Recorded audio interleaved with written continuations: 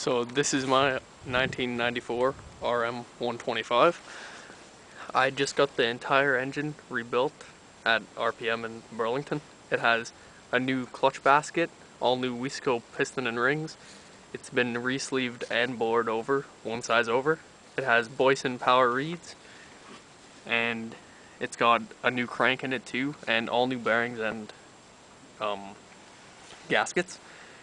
It also has a FMF power core, an FMF Gold Series expansion chamber, which gives me lots of torque.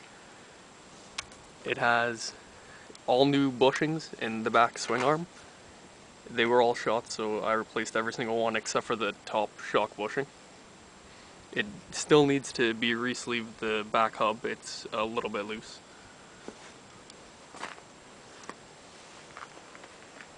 Other than the engine being fully rebuilt and the expansion chamber, it has new, used Renthal bars, which feel pretty good, but not as good as Pro Taper's would. It's running mint, and I just got it running, and after the full engine rebuild, there hasn't been a problem so far. It pulls hard, and idles pretty good, and runs pretty good. Other than that, the bike's stock. That's about it.